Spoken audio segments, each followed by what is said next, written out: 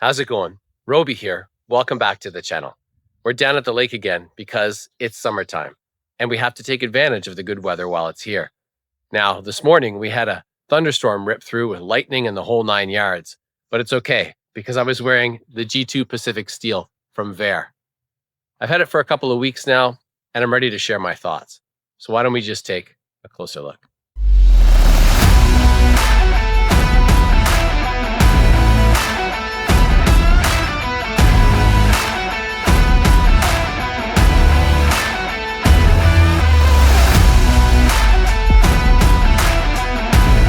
I live in the middle of nowhere, or at least that's what city folk seem to think.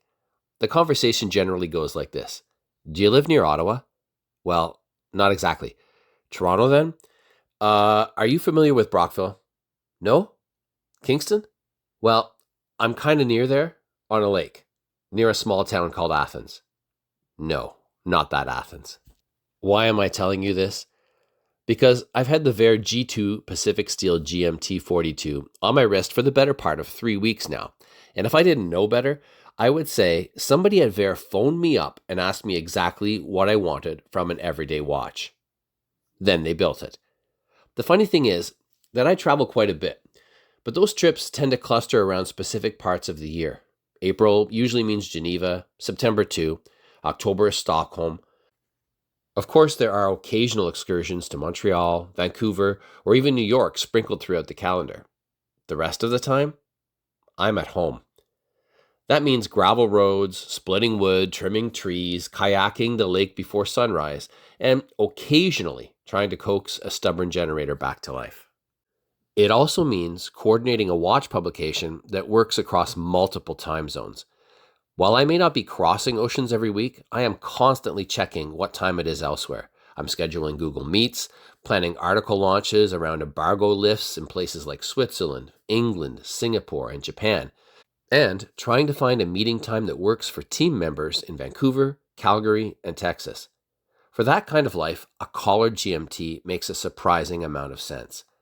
Powered by a Swiss-made Ronda 515.24H quartz movement, the G2 Pacific allows me to keep track of a second time zone without adding complexity to my day. Set it once and forget about it.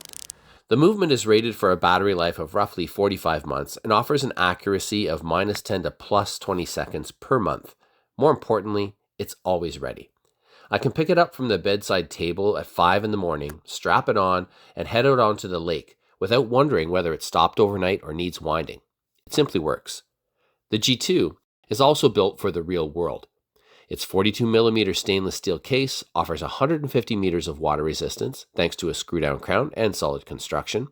At 48.5mm lug to lug and just over 13mm thick including the crystal, it has some presence on wrist without becoming cumbersome.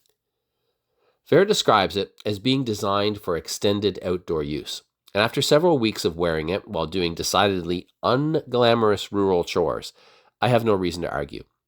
The sapphire crystal shrugs off abuse. The water resistance means I never think twice about getting it wet. The quartz movement eliminates any concerns about power reserve. And it's the kind of watch that simply disappears into your routine. Now, from across the room, you would be forgiven for thinking Explorer 2. Vaer openly acknowledges the Rolex inspiration. If you catch it at the right angle, you might even mistake it for a Black Bay Pro. But once it's in your hand, the story becomes a little more interesting. The steel 24-hour bezel certainly nods toward Rolex, yet the case profile, particularly those sweeping lyre-style lugs, reminds me much more of Omega.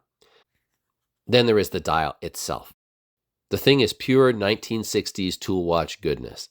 The bold markers, straightforward layout, and the sword hands feel like they were pulled from a 1963 mil-spec Seamaster. In fact, the hands are exactly the sort of hands that many Omega enthusiasts have spent years asking the brand to revisit. The result is a watch that feels familiar, but not really derivative. Rolex doesn't currently make a watch quite like this. Omega doesn't either, and neither does Tudor. Vaer has taken a handful of design cues that enthusiasts already love and blended them into something that feels cohesive and genuinely enjoyable to wear. My affection for the Seamaster is well documented. The G2 taps directly into that same part of my brain. I believe the scientific term is mi-like. What's perhaps the most surprising is the price. The watch simply doesn't feel like a $400 timepiece. The bezel rotates with a satisfying 120-click action. The brushed steel bezel insert looks excellent. The lume is bright and practical. The bracelet feels well made, and it features screw links and a quick release. No, there isn't on-the-fly micro adjustment. Would it be nice? Sure. Do I miss it every day? Not really.